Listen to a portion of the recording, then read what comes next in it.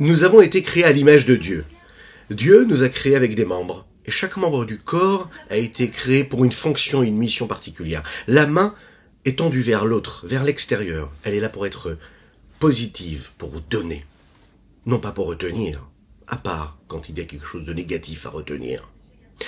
La main ne doit pas être levée. Les sages nous disent qu'un homme qui lève la main est déjà appelé un rachat. Il n'a pas encore frappé. Il est déjà appelé un rachat. On doit sanctifier nos gestes, nos pensées, aussi nos paroles. Mais lorsque l'on utilise chacun de nos membres de la manière la plus belle, la plus sainte, alors on a une mission ici qui est réalisée et qui est assumée ici-bas sur terre. Il faut agir comme il faut, et il faut donc diriger tous les membres de notre corps vers quelque chose de positif. Jamais de violence, toujours le don et le partage. Boker Tov, Ekoulam, bonjour à toutes et à tous, infiniment heureux de vous retrouver dans cette magnifique matinée que Dieu nous offre sur la terre. J'espère que vous allez bien. Nous allons partager ensemble notre Tanya du jour. Aujourd'hui, nous allons continuer à parler de ce Benoni-là. Il tend vers le tzaddik, mais pourtant, après la tefila, il a plus autant de force qu'il en avait pendant la tefila. Comment faire? Pourquoi est-ce qu'il a quand même, en fait, cette force-là pendant la tefila si elle s'en va juste après la tefila? C'est ce que nous allons voir juste après ces quelques notes de Nigun que nous allons partager ensemble. Ay ay ay ay ay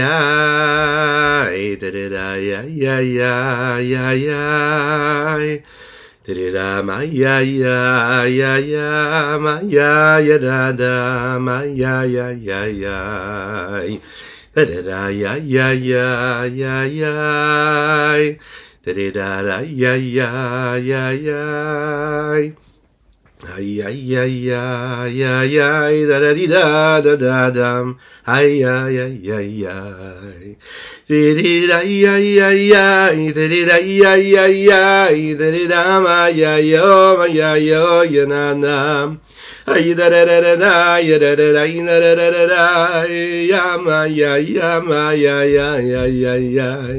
ay da da da da da Haya ya ma ya ya yo ya na nam da da da na na nam hay da da da da da ma ya da da ba da di da da da ma ya ya hay da da da di da hay da da da di da da da da ma ya ya ma ya ya hay da da da di da ma da da da di da da da da ma ya ya.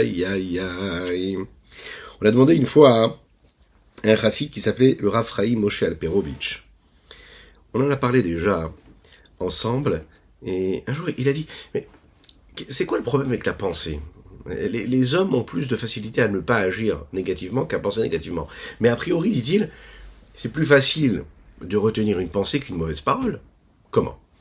Il y a parce que la parole, elle est dans cette communication avec autrui. L'action et l'acte est aussi motivé par le don vers l'autre. Donc, si on est en société, et il y a une personne qui nous parle de sujets qui ne sont pas des sujets qui sont assez sains, qui sont des sujets profanes, c'est difficile de ne pas répondre. C'est difficile de ne pas participer à une discussion. Par contre, les pensées, on les maîtrise. Il disait, mais la pensée, c'est à l'intérieur. Quand tu es en société, d'accord, c'est difficile de ne pas... c'est difficile de se retenir et de ne pas répondre parce que tu es avec des amis, tu es avec des proches ou dans ton milieu, ton lieu de travail, tu peux pas ne pas parler. Oui, d'accord, mais penser, tu peux très bien décider de penser, de pas penser et de penser à ce qu'il faut. Donc en fait, tout dépend de l'endroit où on se trouve. On peut décider de dire que la pensée c'est quelque chose qui s'empare de nous, qu'on n'a pas la possibilité de la maîtriser, mais on peut aussi dire que non, la pensée c'est beaucoup plus facile que les autres vêtements de l'âme que nous appelons, les autres outils, les moyens d'expression que chacune et chacun d'entre nous avons, à savoir la parole et l'action. Tout d'abord, on doit rappeler qu'on étudie pour la Refoua Shlema d'Avraham Nissim Ben Sultana, qu'on étudie les Nishmat Avim Mori, pour le mérite de chacune et chacun d'entre nous. Continuez à partager, à liker et commenter cette publication afin que nous soyons encore et toujours plus à étudier notre Sainte Torah. Et par cela, eh bien, on est sûr de faire venir Mashiach, Lechaim, Lechaim. Ici, le Rabbi Shlomo Zalman veut nous dire que la pensée, elle a la possibilité aussi de laisser quelque chose de positif chez l'âme. Comment? On va voir. Dans l'âme, pas chez l'âme, dans l'âme. Vous savez que dans les ordinateurs, aujourd'hui, on ne se pose même plus de questions, mais il y a ce qu'on appelle un antivirus. Un antivirus, c'est quoi? C'est-à-dire qu'il est là, il a été installé pour faire en sorte qu'il n'y ait pas des virus qui rentrent dans l'ordinateur et qui fassent des dégâts. Ok. Dès l'instant où il y a cet antivirus, à chaque fois qu'il y aura quelque chose d'extérieur qui est mauvais pour l'ordinateur qui arrivera, eh bien l'antivirus agit. Il est là pour agir et combattre à chaque fois qu'il y a quelque chose de négatif qui arrive. Ce qui se passe, c'est que dès l'instant où cet antivirus commence à un petit peu trop s'habituer à l'ordinateur, eh bien il y a des virus nouveaux qui peuvent arriver et qui peuvent combattre cet antivirus-là. Et il va falloir encore une fois installer des mises à jour. Vous connaissez ces fameuses mises à jour qui apparaissent comme ça sur l'écran et qui s'imposent à nous. Bon. Eh bien, c'est parce qu'en fait, il faut réadapter les antivirus. Et un homme, c'est pareil. Rabbi Shimon Zalman va nous dire ici, tu as créé en toi un système de barrage, un système immunitaire, voilà, qui est là pour refuser, pour rejeter toutes les pensées négatives qui arrivent, toutes les paroles négatives qui arrivent en toi. Mais parfois, il faut créer une mise à jour. Cette mise à jour, ça veut dire il faut nourrir cet antivirus qu'on a ensemble, qu'on a chez nous, ensemble d'ailleurs. Qu'on a chez nous, c'est-à-dire cet antivirus, ce sont ces armes-là que je déploie pour combattre le Yetzer Hara. On a tous notre Yetzer Hara à nous. Chacun, il a ses petites faiblesses à lui, qui l'empêchent de faire une belle fila, qui l'empêchent de faire une mitzvah, qui l'empêchent d'étudier la Torah, qui l'empêchent d'avoir la patience et de ne pas se mettre en colère. On doit toujours être sur ses gardes, hein, d'accord? Il y a un moment où notre corps et notre Yetzer Hara s'habituent à nos armes. Et qu'est-ce qui se passe? Eh bien, elles ne le font plus mal. À force d'être rejeté par cette même arme, le Yetzer Hara, ça lui parle plus. Alors, qu'est-ce qu'il faut? Eh il faut changer d'arme. Il faut trouver une nouvelle arme qui va combattre cet ennemi. Il faut créer un antivirus qui soit nouveau. Et comment est-ce qu'un homme, il peut créer un antivirus qui soit nouveau? C'est en le régénérant, en nourrissant son être. Et vous savez, la meilleure façon de le faire, c'est d'étudier beaucoup la Torah. Vous allez me dire, oui, mais l'étude, c'est cérébral, etc. Non, pas du tout. Quand l'étude de la Torah, elle est vécue, c'est-à-dire en étant dans une concentration, dans une forme d'abnégation, en cherchant toujours la présence de Dieu qu'il y a dans les paroles qu'on est en train d'étudier dans cette Torah. Et nos sages nous disent que même lire des histoires qui concernent les sages, alors ça paraît pas intellectuellement et philosophiquement poussé et élevé, mais lire de belles histoires de notre tzadikim, lire de belles histoires qui concernent, par exemple, les mémoires de grands justes, de grandes figures du judaïsme, lire il y a des livres, vous savez, qui nous racontent comment les tzadikim vivent dans la vie de tous les jours. D'accord? Lire une biographie, c'est lire l'âme, le cœur d'une personne, sa personnalité. Les tzadikim, à travers leur vie, nourrissent aussi ce que nous pouvons ressentir. On peut, et c'est très important, nos maîtres disaient que c'est très important de lire les histoires de notre tzadikim parce que ça nourrit l'homme.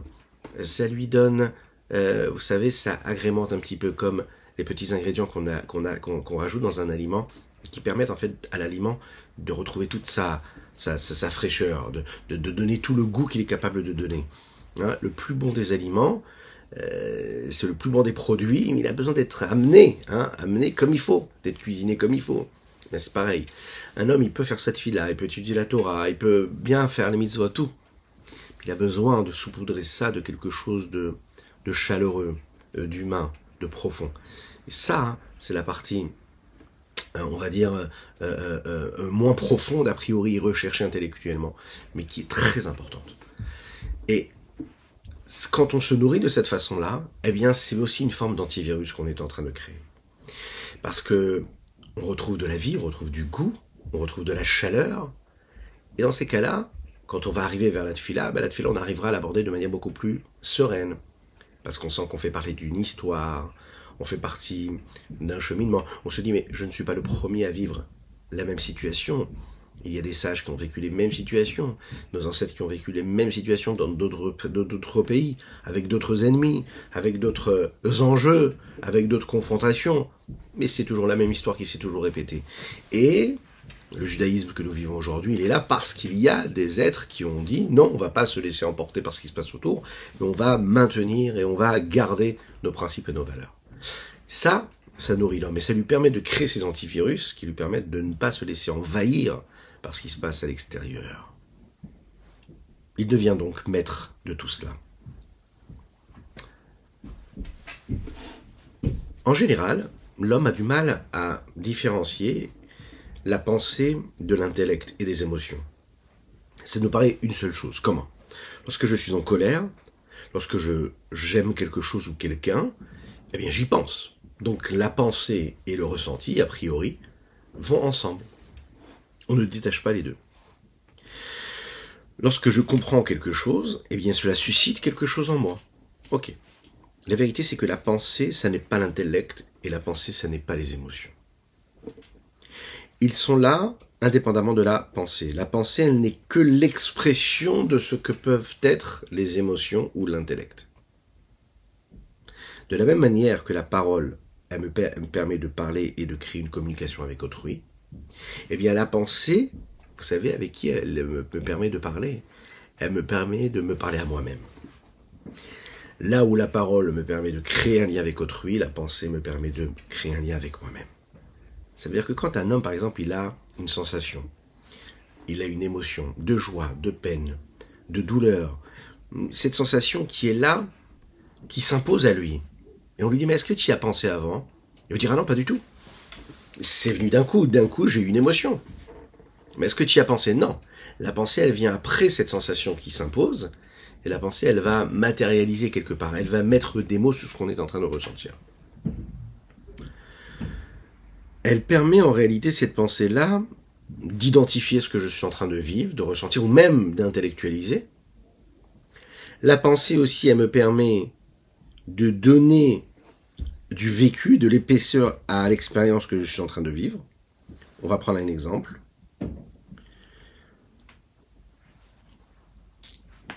Une personne m'a énervé, m'a mis en colère. Alors, elle m'a mis en colère, je n'ai pas réfléchi. C'est pas ma pensée qui a créé des connexions pour me mettre en colère. Non, cette personne m'a mise en colère. Ok.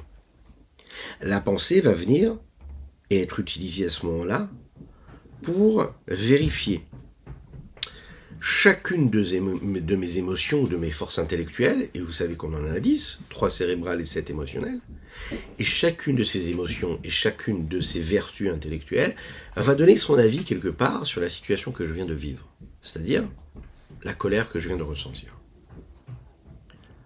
Par exemple, la rigueur qui est en moi va renvoyer de la colère, de la haine, de la vengeance, un esprit de violence qui peut s'emparer de moi envers cette personne-là qui m'a mis en colère.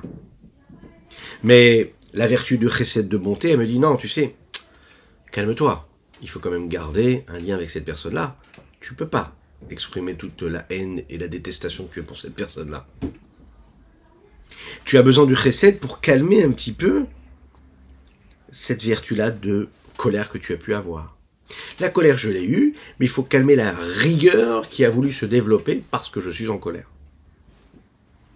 L'intellect, lui, va réfléchir et va dire, ok, très bien, j'ai quand même été mis en colère, j'ai besoin de nourrir et de répondre à cette situation-là, donc qu'est-ce que je peux faire pour répondre à cette personne qui m'a mis en colère, ou qu'est-ce que je peux mettre en mouvement en moi qui va me permettre d'analyser la situation et de la calmer, de trouver la bonne réponse, que ce soit pour moi ou que ce soit par rapport à l'autre. Donc on voit bien qu'en conclusion ici, la pensée ne fait pas partie de l'intellect ou des émotions, mais elle est considérée comme un outil, un vêtement à part, indépendant des émotions et de l'intellect. Et cette pensée-là n'est juste que l'expression de ce qu'ils sont. C'est la raison pour laquelle j'ai bien sûr la possibilité de maîtriser aussi ma pensée. Il y a une différence entre la maîtrise de la pensée, la maîtrise de la parole et la maîtrise de l'action. Et le Admor HaZaken ici va nous parler ici de 2 pensées. Une pensée qui est considérée comme une pensée sérieuse et une pensée qui est considérée comme une pensée qui n'est pas sérieuse. Bon, quand on parle ici de sérieuse, on veut dire ici qu'il y en a une qui arrive et qui est à prendre au sérieux et l'autre qui est moins à prendre au sérieux. Pourquoi ? Mais il y a les pensées volontaires et il y a les pensées qui s'imposent à nous. La pensée volontaire, c'est la deuxième. En général, la première pensée qui arrive, c'est une pensée qui arrive au premier moment, mais j'ai pas la possibilité de la maîtriser. Il y a les sentiments du cœur qui viennent comme ça de manière automatique, qui vont renvoyer des informations au cerveau, afin qu'on puisse y penser. Je ne peux pas les maîtriser, c'est la raison pour laquelle, on le dit, le Benoni, lui, ne réussit pas à faire partir les Hiruré Avera, les pensées de Avera qui viennent en lui. Pourquoi? Parce qu'elles attaquent de manière automatique, et lui, il n'arrive pas à les maîtriser. La deuxième pensée, elle, c'est une pensée qui est beaucoup plus volontaire. C'est-à-dire, une fois que le cœur a envoyé l'information au cerveau, là, l'homme peut décider de dire, ok, est-ce que je garde cette pensée-là, ou bien je la rejette tout de suite, comme le Tanya le dit, il dit, il faut repousser ça avec les deux mains. C'est à moi de décider. On t'en veut pas d'avoir une pensée qui est venue comme ça. Mais est-ce que toi, tu as décidé de la garder, ou est-ce que tu as décidé de la rejeter? Et là, notre travail à nous, ça va être justement de savoir la faire partir. Rak Shelazé Moïli Arishimu. C'est la raison pour laquelle il y a, et qui va rester, et qui permet en fait de continuer et de perdurer, c'est le Reshimu. C'est une trace qui s'installe sur chacune et chacun d'entre nous, qui se trouve Bamochin dans les Mochin, dans la partie cérébrale. Quelle est cette trace-là, cette marque-là? L'exemple qu'on peut donner, vous savez, c'est comme quand on prend une feuille de papier, et qu'on prend un crayon, et qu'on dessine quelque chose. On a la possibilité de le faire de manière légère, subtile, mais on peut aussi vraiment appuyer fort sur la feuille. Si on prend une gomme et on efface ce qu'on a écrit et qu'on a appuyé fort avec le crayon, il y aura une trace encore qui sera présente sur la feuille. Bien, c'est pareil. Un homme qui fait une tfila, le Benoni, quand il fait la tfila, il est en connexion directe avec l'infini du Saint béni soit-il. Le problème, c'est qu'après la tfila, cela s'en va, parce qu'il n'a pas la force du tzaddik pour la garder. Mais il y a quand même une trace qui va rester. Et cette trace-là, elle va l'accompagner tout le temps. C'est-à-dire qu'elle va l'accompagner pour le reste de sa journée. C'est cette crainte et cet amour caché qui est en lui, qui ne bougera pas. Veirat Hashem be'avatom sutaret bechalal ha'imani, la crainte d'Hachem et son amour caché qui se trouve du côté droit. Leitgaber v'lishlot alara hazeh, afin de se renforcer, de maîtriser le mal qui est en lui. Et Amitavetava, qui lui a ce désir, qui lui a cette pulsion. Shilo liot lo shito mem shel ha'ba'ir, qui n'est pas cette maîtrise, cette gouvernance-là sur ce corps-là qu'est l'homme, cette petite ville. Au point de laisser ce désir et cette pulsion agir en lui, c'est-à-dire d'être confirmé par un acte, de faire sortir cela concrètement, de le faire agir. Au point de s'habiller dans les membres du corps, que les membres du corps deviennent eux ceux qui vont agir et matérialiser cette pensée ou ce désir qui a eu lieu. Dans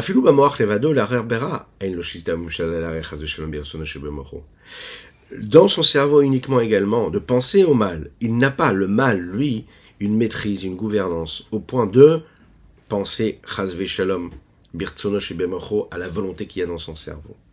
Ça veut dire de le remettre en question. Par exemple, chez Kabel Beratson chas shalom, iror zehara, olem elav, malev la mort, kaniskar leel, qu'il l'accepte avec volonté, d'intégrer ce qui est venu en lui. Et la miyad ba'aliyato les sham, dès l'instant où ça vient, ce désir-là qui vient du cœur, doreu bishte yadeim, il le repousse avec les deux mains. Ou masiachdato miyad, et il pense tout de suite à autre chose.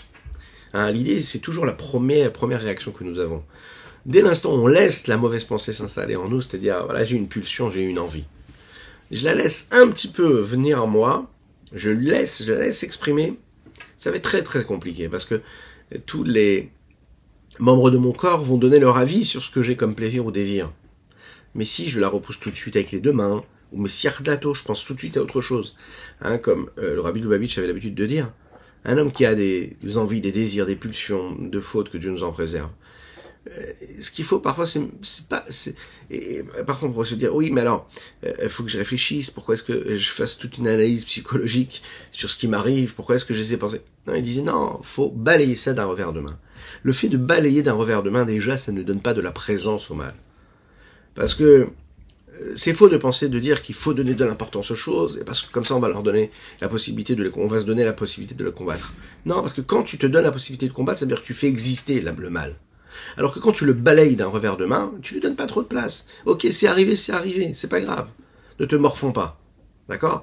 La force du Yetzirah, parfois, c'est de nous mettre dans une situation où on va se dire, waouh, j'ai eu ce plaisir-là, j'ai eu ce désir-là qui m'est venu, mais qu'est-ce qui m'arrive? Qu'est-ce que je suis pas bien? Ça peut amener l'homme à un état de tristesse, et c'est sûr qu'ici, que Dieu nous en préserve. Il est dans cet état de tristesse, de remise en question, mais il risque de tomber. beaucoup plus facilement que s'il avait balayé d'un revers de main et de se dire « Ok, je suis là pour agir, j'ai eu cette pulsion qui est venue, elle est partie, je suis passé à autre chose. » Mais fiar dato, pensez à autre chose. Miyad sheniska shuirora, dès l'instant où il se rappelle que la fulgurance qu'il a eue, c'est une fulgurance qui était négative. Veheno mekabel veratzon afilu re'arbo beratzon, il n'accepte pas dans sa volonté même d'y penser de manière volontaire. Et encore plus que cela, bien sûr, plus forte raison, il ne l'accepte pas, il n'accepte pas non plus, mais de se mettre dans une situation où il se demande comment est-ce qu'il pourrait agir et faire ce qu'il a eu comme désir. Ou afilou d'aberbo, même pas en parler.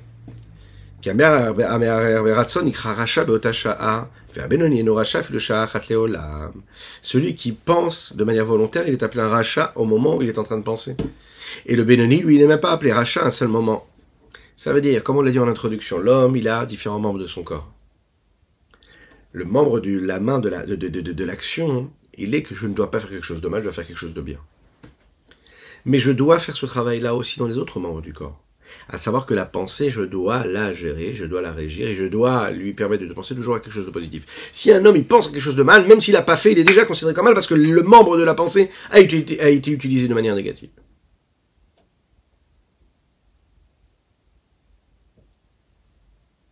Et là, il dit, le Benoni ne peut pas être appelé rachat, parce qu'il n'est jamais appelé rachat à un seul moment. Et le problème, c'est que si vraiment il a pensé à ce qui était négatif, il est devenu rachat à ce moment-là. C'est ce qui se passe aussi avec l'autre. Miyad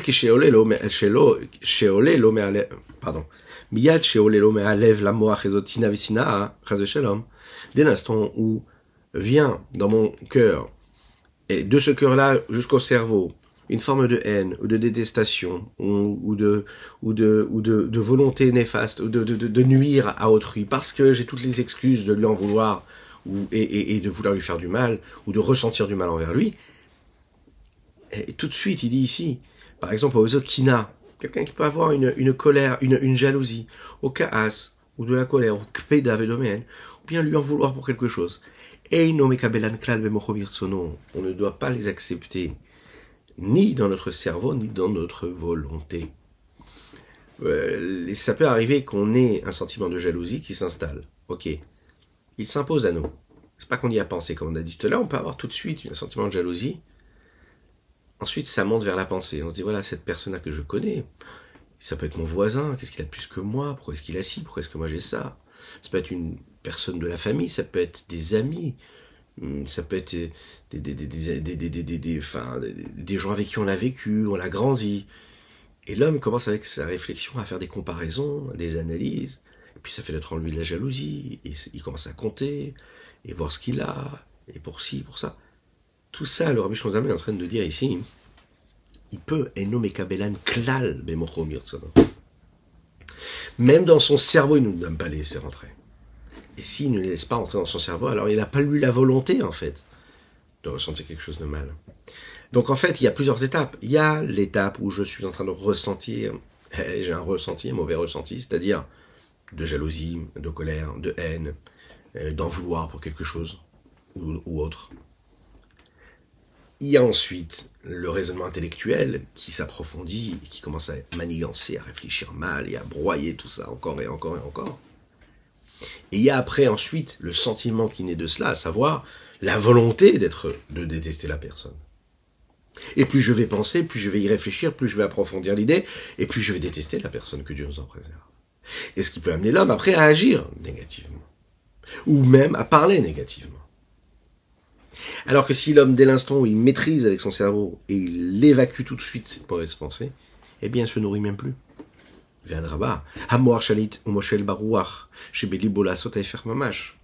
Le cerveau maîtrise et gouverne l'esprit qu'il y a dans son cœur.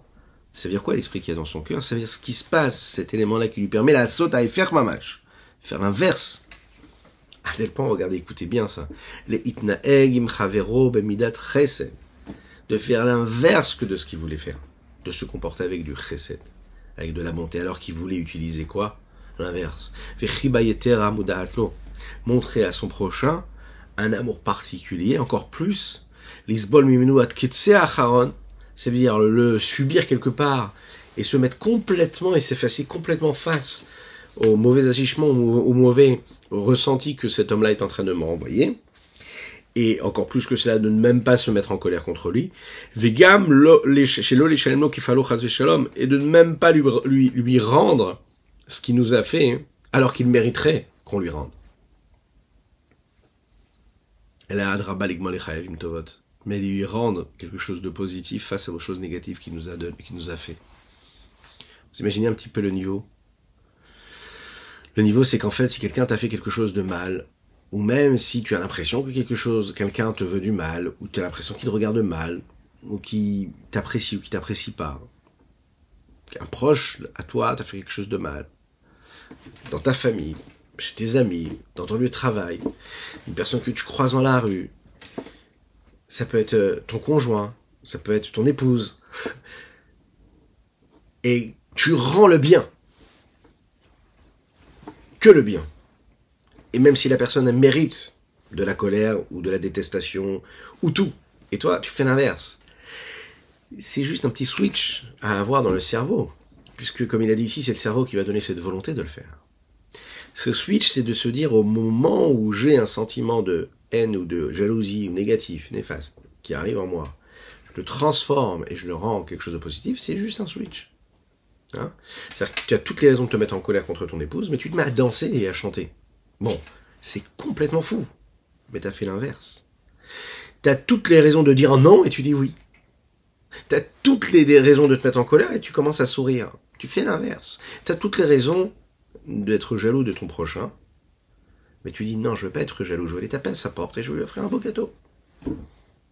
Je veux lui envoyer un message, je vais lui dire Shabbat Shalom. Mais quel rapport? Pourquoi tu me dis Shabbat Shalom? Voilà, comme ça. J'ai eu un sentiment négatif, je le transforme tout de suite en quelque chose de positif. C'est un niveau qui est extrêmement beau, qui est extrêmement loin de nous, mais qui doit être assumé. Mais dans Hachem, que Dieu nous aide à être comme ça. Et là, Adraba, l'Igmol, Chaim Tovot, que Moshe Katovazor, comme il dit dans le Zohar, les Lilmod, mi Yosef et Mecha, qu'on doit toujours apprendre de Yosef et ses frères. Qu'est-ce qu'il a fait, Yosef, avec ses frères? On le dit dans le texte. Ils l'ont fait subir, ils l'ont jeté dans le puits, ils l'ont fait souffrir. Qu'est-ce qu'il répond, Yosef? Je vous rendrai le bien pour le mal que vous m'avez fait. Et c'est ce qu'il va faire. Le Zohar nous dit qu'un homme qui gère et qui régit son existence comme ça, c'est l'homme le plus libre du monde. C'est l'homme le plus riche et c'est l'homme le plus heureux du monde. À très bientôt.